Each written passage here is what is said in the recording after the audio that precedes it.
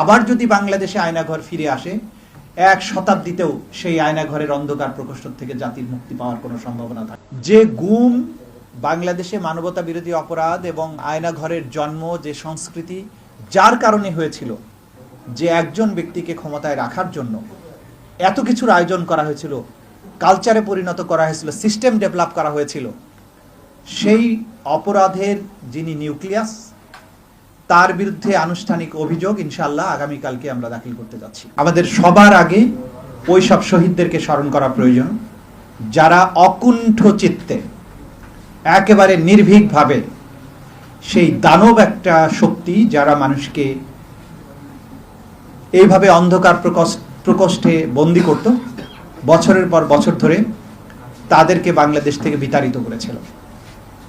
সেই শহীদদেরকে স্মরণ করতে হবে, যারা এমন সীসা ঢালা প্রাচীরের মতো দাঁড়িয়েছিল যে যারা আক্রমণকারী ছিল, হত্যাকারী ছিল, তারা পর্যন্ত বলেছে গুলি করি, মরে একটাই যায়, বাকিটি যায় না স্যার।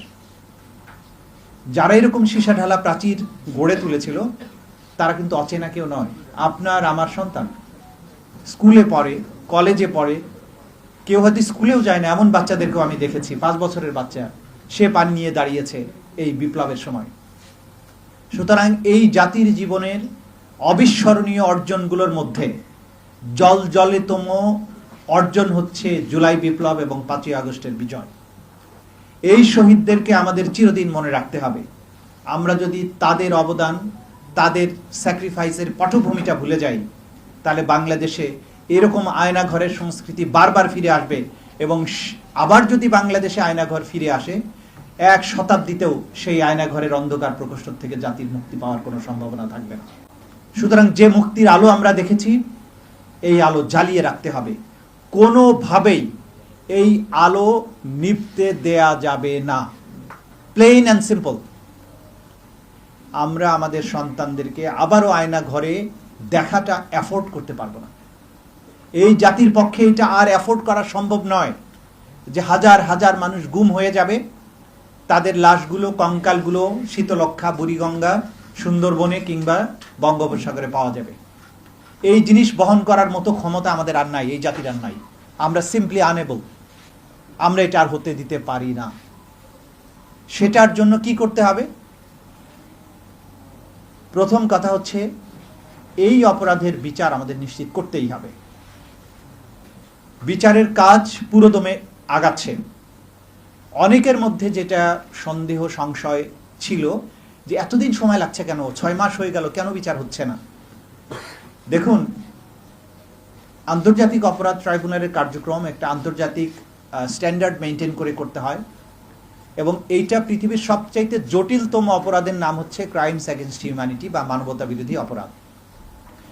এই অপরাধগুলো, যেই গুমের যে বছরের পর বছর অন্ধকার প্রকোষ্ঠে ছিল, তারা এক একটা সেল আবিষ্কার করতে আমাদের কত পরিশ্রম করতে হয়েছে, কত টেকনোলজি ব্যবহার করতে হয়েছে, কত ধরনের পদ্ধতি অবলম্বন করতে হয়েছে, এবং আমরা কিন্তু এখনো সবগুলো আবিষ্কার করতে পারি নাই।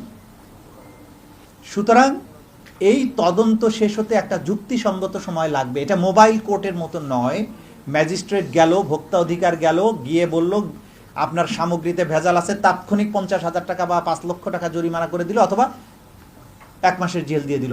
আন্তর্জাতিক অপরাধ ট্রাইব্যুনালের কার্যক্রম সেরকম নয়। সে কারণে তদন্তটা শেষ হতে এই যে সময়টা লেগেছে বা লাগছে, সেইটা যুক্তিসঙ্গত সময়। গত সময়ে প্রথম তদন্ত রিপোর্ট আসতে তাদের 16 মাস লেগেছিল, কারণ সেটাও একটা সামান্য ছোটখাটো বিষয় ছিল বলে আমরা মনে করি। এবারের যে অপরাধগুলো হয়েছে, দুনিয়াব্যাপী যে আন্তর্জাতিক অপরাধ ট্রাইব্যুনালগুলো আছে, সেখানেও প্রথম তদন্ত রিপোর্ট 2 বছরের আগে কোথাও আসেনি। আমাদের প্রথম তদন্ত রিপোর্ট 6 মাসের মাথায় আমরা পেয়েছি। গুমের মামলার অধিকাংশ বলা যাবে না, যেহেতু হাজার হাজার অভিযোগ আছে, অন্তত 10-15টা উল্লেখযোগ্য ঘটনা বা গুমের তদন্ত সম্পন্ন প্রায় জুন মাসের মধ্যেই সেগুলো রিপোর্ট আপনারা পাবেন ইনশাআল্লাহ। আমরা আপনাদেরকে যে সুখবরটা দিতে চাই, যে গুম বাংলাদেশে মানবতা বিরোধী অপরাধ এবং আয়নাঘরের জন্ম, যে সংস্কৃতি যার কারণে হয়েছিল, যে একজন ব্যক্তিকে ক্ষমতায় রাখার জন্য এত কিছুর আয়োজন করা হয়েছিল, কালচারে পরিণত করা হয়েছিল, সিস্টেম ডেভেলপ করা হয়েছিল, সেই অপরাধের যিনি নিউক্লিয়াস, তার বিরুদ্ধে আনুষ্ঠানিক অভিযোগ ইনশাআল্লাহ আগামীকালকে আমরা দাখিল করতে যাচ্ছি।